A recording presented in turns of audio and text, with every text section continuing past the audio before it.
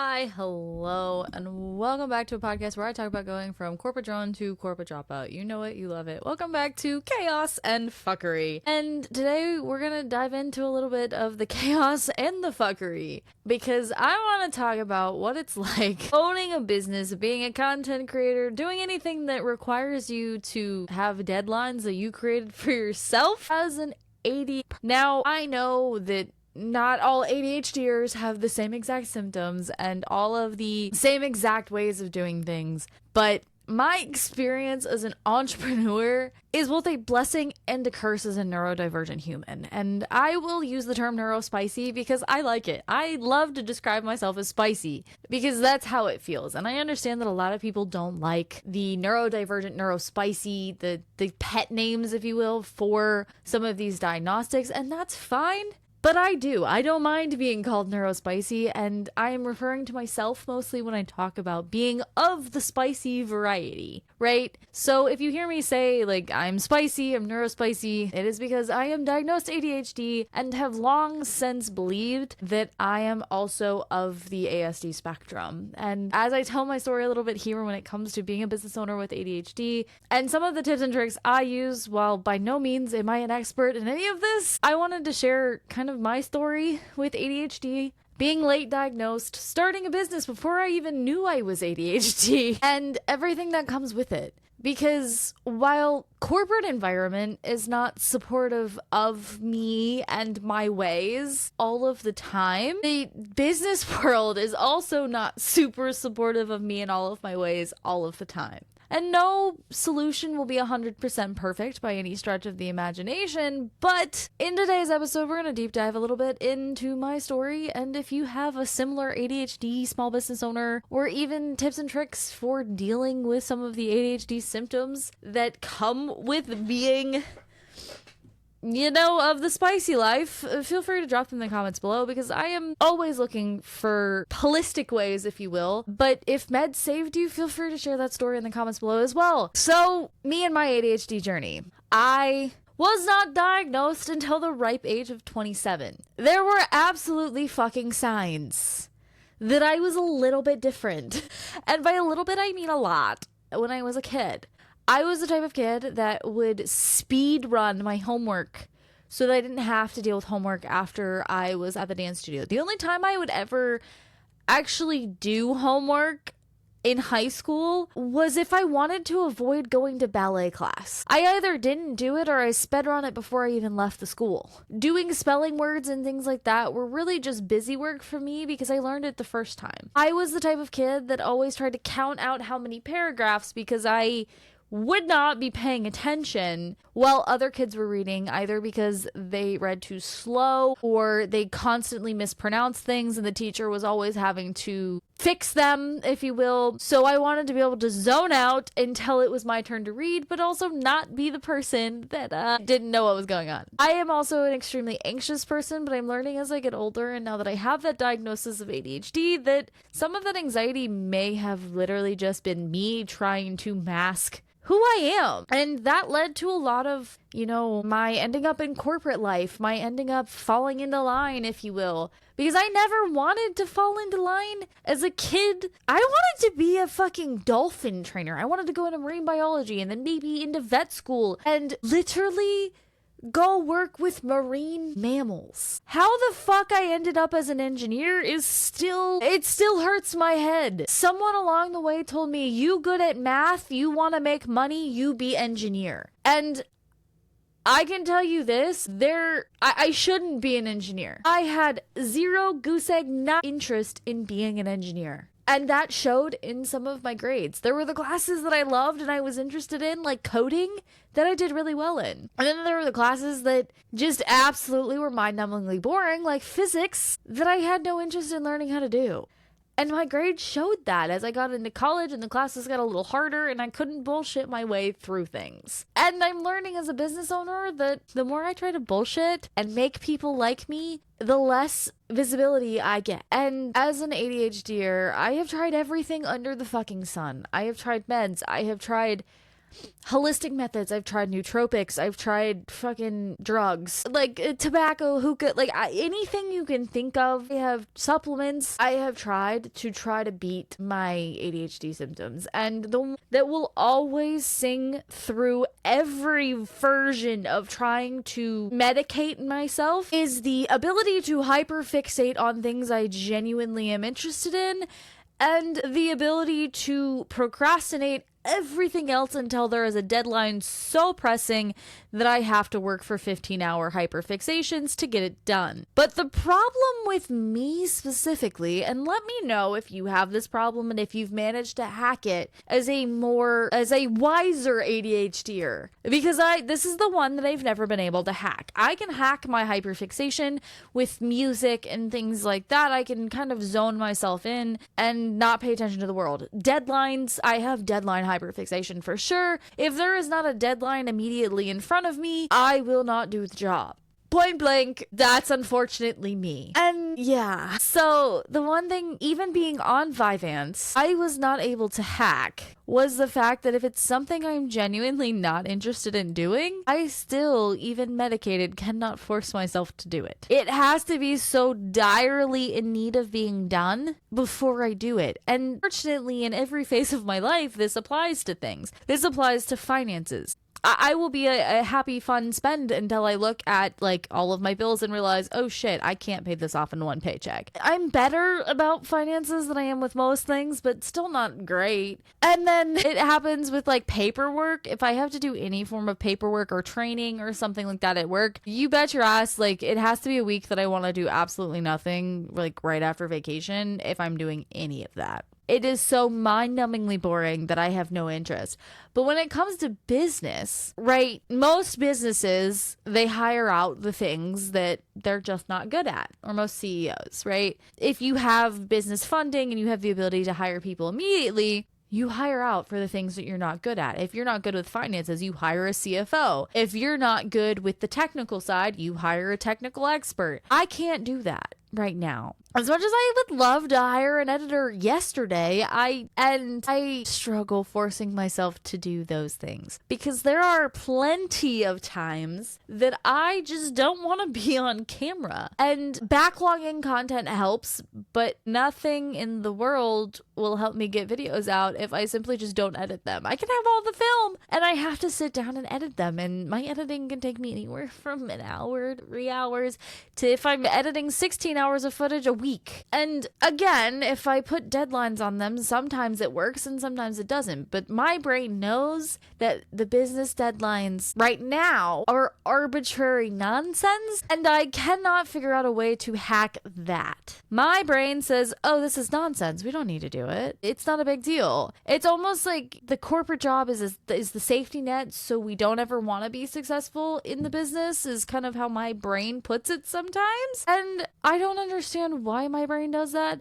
but it always did it too, because back in the day, my kind of proof, if you will, that I was definitely different was the fact that I finished 13 online classes in a summer. I did my entire junior year over the summer in between what became my senior year and what was my sophomore year. But the thing is I didn't do them like spread out across the 3 months. I did zero work for 2 months because all of the deadlines I put against myself were arbitrary. And it wasn't until teachers were calling my mom and I was getting in trouble for calling for not doing the work that I finally decided to, turn a whole class in a weekend. And I would just knock them out one by one. I never did them all at the same time. I would knock them out repetitively as I went by. And that was just how I did it. And that probably was the world's biggest sign that, hey, she's on something. She's different. She's definitely not a neurotypical. But I didn't know that back then. However, the arbitrary deadlines in the school system for the online class were arbitrary. And the only thing that ever really motivated me to get things like that done earlier was my dad offering to pay for a new phone, or a vacation that I didn't want to have to worry about doing classes on. Or, right, because I took an online class over school, too. That was the last online class that I was somewhat successful at.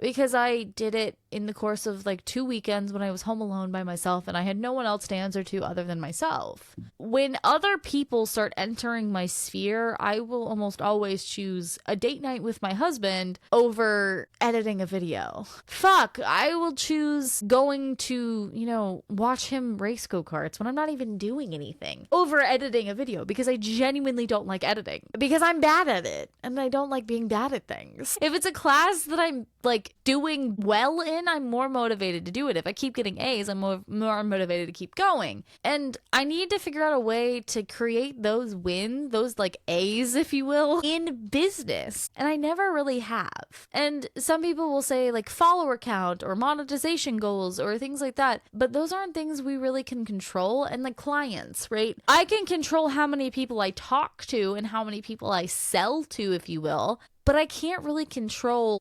sales. And maybe I'm just going about TikTok completely wrong. Maybe I need to treat TikTok back how I used to treat Instagram when I was really like grinding for clients. Not in the sense that I would go back to cold DMs, because fuck that shit. Also, TikTok doesn't allow that, but maybe I start looking actively for my clientele and following them rather than just relying on the FYP to show me people I want to, and relying on the FYP, the post and pray method, if you will. But I also want like YouTube to bring people to me, and I'm trying to create content that is for that. But the ADHD in me, the gremlin, the chaos gremlin, is eating me alive some days. And there are ways that I've hacked my way into getting things done. Backlogging content is one of those things. However, when it comes to like even coaching, sometimes I am not my best coach when I get super, super overwhelmed, because I forget that people exist. A lot of people talk about ADHDers and object permanence. We pay the ADHD tax because we forgot about the produce in our fridge, or we put something behind a cabinet and it sat there for 6 months, or we lost our keys because they weren't directly in front of us. I have that with people. I will forget my own flesh and blood exists if they're not in my life, like physically in front of me on a day-to-day basis. It could be via text message, or it could be literally physically in front of me. But if I don't hear from you probably at least once a week, I am probably forgetting you exist until I hear from you again, or until something makes me think of you. And for some people, not very many things make me think of them unless I'm intoxicated. So I often struggle with people, and I try actively. I put a million reminders to like go in and look at my clients' results every day, because if not, I will forget that I have them sitting in my app waiting for responses from me, unless I get a notification, and I leave all of my notifications on, and even then that still doesn't help. And I'm admitting that, not because I want people to be deterred from working with me, because I am a good coach. But when you get into that kind of maintenance phase, right? I've coached you to the point that you know what you're doing. You just kind of need new routines from me every now and again. I am probably going to move you to kind of my legacy subscription without saying a word, because I know you are good to go. You just need a little bit of accountability. You don't need full one-on-one coaching anymore. And with scholarship clients, if they aren't pushing to do the work themselves, I am not as forthcoming with be like, hey, like get out of your own ass, because they chose to sign up for a scholarship. They're not paying me, so it's free work, and I'm really not going to push them. If they don't want to do the work, they don't want to do the work. And I can use other scholarship clients for before and afters and for that social proof. Okay, so now that we've got a little bit of backstory on how my ADHD is, I got diagnosed at 27. I tried Vyvanse. Did not work. And I don't say it didn't work, because it did. It shut down a lot of things. My mind was not racing all of the time. But to that same extent, I didn't feel like a creative anymore. I could organize a script like no other, but I wasn't creative with what I was doing. I wanted to be formulaic. And that works sometimes, I guess, but that's not me. And there was also some of the health things when it comes to appetite suppressants and things like that I just didn't feel comfortable with when it came to being on Vyvanse. But it also didn't help me edit. It almost made me hyper picky. I got to a point with editing where I was editing out even the smallest of sounds or smallest of breaks, and I would nitpick everything in a 2-hour episode. And I would nitpick every little flub if I was recording and start all over. And that can almost be harmful to my business. Well, it can be good because then my videos are well polished when I put them out. It also can be harmful because I will get so nitpicky that they never go out. And sometimes messy is better than nothing when it comes to algorithms and just throwing spaghetti at the wall and seeing what sticks. So meds didn't work. Nootropics sometimes work, but also every nootropic I had was in pill form and I have to remember to take it. That was the other thing, is I don't like taking meds, so remembering to take Vyvanse was hard. I often forgot, even on days that I said I was going to take it to do things, it would be nearly 1 o'clock in the afternoon before I remembered that, oh shit, I said I was going to take meds today. And I really, really hoped that the Vyvanse would help me organize my business and do the things that I needed to do in my business to be able to balance the work life and the home, not the home life, the work life and the work life, the home life, and the business life. And it helped in some cases, but also destroyed in others because I'm a gamer. If I took my Vyvanse in the morning and then opened up a game to film some clips, 8 hours would go by because it was a game I was interested in. I would sit in...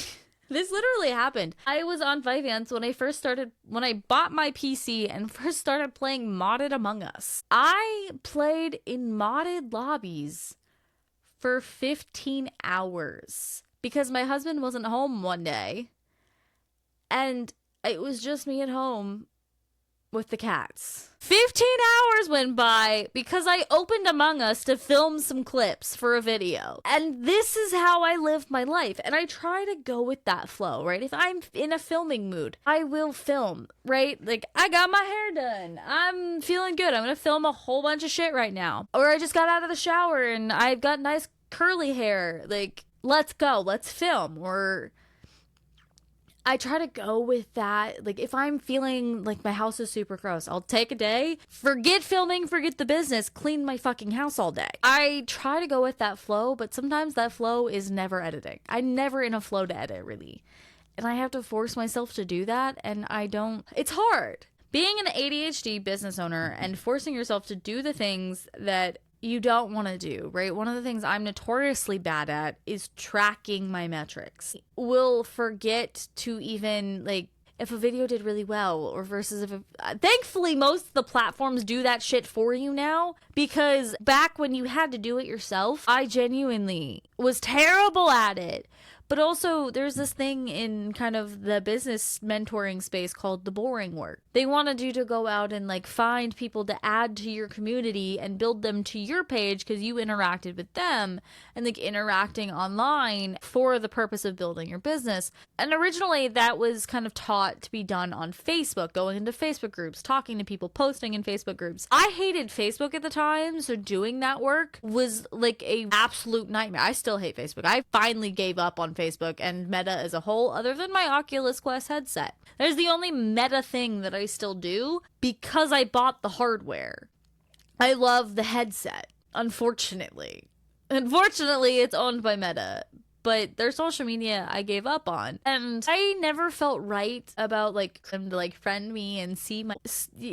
I struggle with that shit. I struggle with the boring shit, the editing, finding people to add to your community, to grow your community outside of just sheer dumb luck. The interacting in other people's communities. I have comfort streamers just like everybody else. I don't want to go find new people, but at a certain point you tap out your comfort streamers. Unless you're going to like a Smallland or a Hassan or those, but then you're just a tiny spot in the world and no one will know who you are in those giant ass discords, right? I want to start collaborating with people, but I'm bad with scheduling and I don't always commit to my stream schedules. So I don't want to, obviously when I'm responsible to other people, it's the same thing with like the buddy system in fitness. When you're responsible to other people, I do a lot better when I have someone that is like showing up to meet with me. And there are certain things that I body double with and there are certain things that I would rather rather be absolutely, totally, completely alone. Leave me alone. I've heard people talk about like co-working streams, but that's not really a stream if you're just sitting there working and other people are hanging out with you. Like, you can do that on your Discord, sir, but like, why are we doing that on Twitch? That kind of defeats the purpose of live stream, in my opinion. I don't know. The ADHD is strong in this one, and arbitrary dates are absolutely horrendously not good for me. I can put things on a calendar. I can time block and say, I'm only going to do things for this amount of time and this amount of time. I can put an alarm in place that tells me you have to get this done. Like, stop doing this. But if I'm in a flow, I'm not going to stop those things. And that is the biggest detriment on the planet to my business. Because then other things, I get so obsessed with one thing, right? Last week I was obsessed with graphics. One week I was obsessed with editing my Super Mario Odyssey video, and that was 16 hours of footage. Up until recently, I was obsessed with editing my podcast that my co-host didn't care about. I always put focus on the wrong things, and that has hurt my business in multiple ways. I chose streaming over starting with YouTube. And don't get me wrong, I love streaming, but I should have been doing both from the start. I chose starting a podcast when I hadn't even really built a stable business. On top of that, it was a podcast with someone else. I constantly choose the wrong things because they're what interests me and not necessarily what's good for my business, which has made this process a lot harder. But also, my biggest strength and my biggest weakness at the same time is following that flow. I have pretty good gut instincts with what the market looks like when it comes to getting on YouTube earlier than, say, a lot of the coaches who were focusing on Instagram. When it comes to subscription models, I had changed kind of to a subscription model rather than paid in full long before the market had started being subscription models. Now I'm kind of tired of it, and I'm like, can we go back to paid in full? And maybe it's because I am such a consumer versus a lot of coaches that are very disconnected from the rest of the world, in my opinion. My ADHD is a blessing and a curse, and do I have any tips for y'all to survive building a small business with ADHD, especially if it's unmedicated like mine? No. I mean, I do. My biggest tip is follow your flow. If someone tells you that time blocking is the only way to be successful, because similar to the fitness space where people will tell you that like weightlifting is the only way to lose weight or cardio is the only way to lose weight, the only way to be successful in weight loss is doing things that you will consistently do. A bad program done consistently is better than a good program done inconsistently. And I will stick by that. So if you want to just, play video games every day that are like VR games or Ring Fit Adventure, and you'll do that every day, you will see results. And it's the same thing with business. If you want to say you're like me and you kind of go with the flow and you have themed days. I'm gonna film all day this day. I'm gonna edit all day this way. I'm going to work on thumbnails all day this day. Do it that way. Don't time block and do a bunch of different things. Do theme days. And don't make that a hardline schedule. Having a good idea of what you're planning every day, similar to the goals conversation from Tuesday, is a necessity. Gauging how you feel about your business, gauging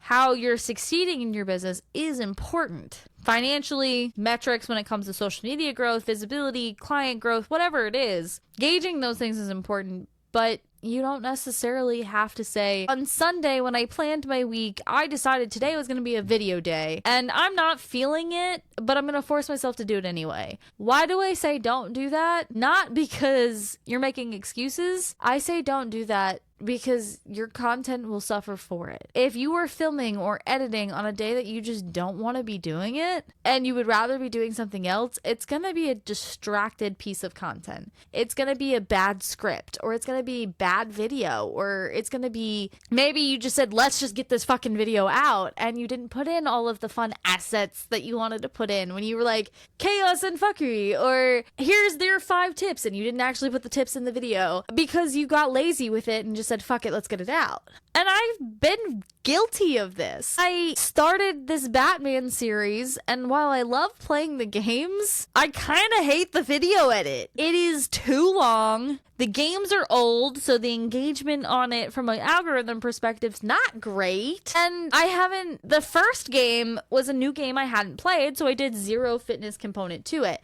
Now, this second game that I'm working on there's a fitness component to it. And the video is basically done. I just have to export it, and I could upload it right this moment. And I probably should. But that's my point, you know? Why make it harder on yourself? Because as an ADHDer, at least for me, the harder I make it, the more I'm less likely to do it. If I tell myself I'm going to do X, Y, and Z things every day, but I end up having a 12-hour day at the day job and I just want to go to bed at the end of the day, forcing myself to record a video right after all of that is going to be the most monotone, fuck it, let's ball video on the planet. Because I didn't want to be doing it. Because I just wanted to go to bed. Because I was tired. And there does have to be a balance. Because I have been known to use I'm working on my relationships so I don't have to work on my business excuse a lot. When I am struggling to balance things, I will forever lean on, I haven't spent time with my husband, so I didn't get anything done, but I spent time with him. I lean on the other pillars of business that you need to work on to be successful. I am just being a motherfucker with my business, and I don't want to do shit. And sometimes I will go as far as to blame the ADHD, when in reality, it's just me being a lazy motherfucker. You do have to find that line, though. Because you can be productive and not get everything you wanted to get done. And ADHDers are notorious for beating themselves up over that. Because most of us are high performers that want to succeed. But sometimes when that laundry list is 5 million jillion lengths long, you don't know where to start, and you end up in that ADHD paralysis that we all know and fucking love, that you just get shit for brains and sit and stare at South Park videos all day.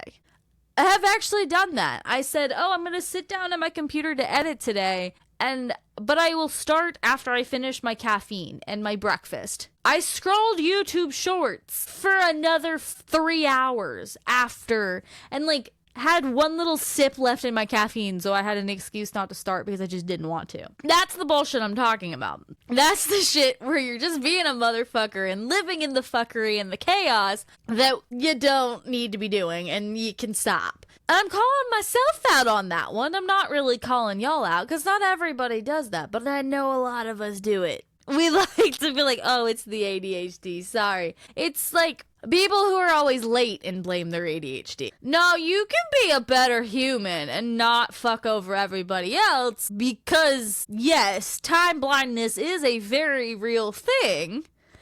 And I have definitely been a victim of it on more than one occasion. But never because I'm late. If I'm late to a meeting, it's because I got time blindness and getting sucked into a project that I didn't want to stop. If I'm late, it's because of that. But I'm never late to a meeting or late to an interview or late to something that I'm responsible to somebody else. Why? Because I'm a responsible adult that knows how to deal with that shit. If I don't want to get time blind, I will set alarms to disrupt me when I need to leave for something. And that's okay. I have to find the tools that work for me, and you do too. As a listener, as a consumer, whatever it is that you do, you have to find those things as well. And ADHD has both simultaneously destroyed and let me flourish as an entrepreneur. It is great, but I wish there were more tools available that weren't just, here's stimulants. Because I drank enough caffeine to supply a fucking elephant. And I tried the Vyvanse thing. I've tried the Adderall thing, and it just wasn't what I wanted. And I'm hoping this supplement company I'm working for, they have a focus brand that's not caffeine, but it is a nootropic based thing, and it's not a giant horse pill. Because nootropics have usually been my best solution, mixed with caffeine, nootropics and caffeine. And I'm hoping that I get to experiment with that and see how that helps when it comes to some of my more strong symptoms. While it won't force me to edit, it won't force me to film on days that I feel like shit, And I have to force myself to do those things. It will help me focus on those things and create better products. I do believe that. But if you're an ADHDer that has much more experience than I, feel free to leave any suggestions for me in the comments below, because my experience is being an ADHD entrepreneur is fucking difficult. Especially because there's no one to hold us accountable until, we have sponsors and we have clients and things like that. I'm responsible to my clients, but I'm not responsible to, anyone on the internet. And I will say, this podcast is the most consistent I've been. And while this channel is new, I have been doing this since I think about October pretty consistently. And definitely since January, I have done at least one episode a week of this. If not, it was daily at one point, and then it became 3 or 2 episodes a week. So I have been consistent with this because this is something I enjoy doing. And I'm relatively consistent with YouTube when I want to edit or when there's not problems with my edits. The problems with my edits is where I run into problems. I'm just not consistent with short form stuff, and I think that's just because I don't like short form. It's okay to build attention and build an audience, but it's not something I like creating for. And I'm learning more and more about that, I guess, as I learn about what in business that I eventually will hire out for. Editing, producing, with podcasting. What else? Probably finances, because if someone else tells me what to spend and handles all of my profit and income and loss type statements, I would be a much better person. Because I don't like tracking all of that. Because I don't like thinking. It's not even because I don't like tracking all of that. Because I do like money. Don't get me wrong. And I can track all of that. I don't like the conundrum of, can this person I'm talking to afford me?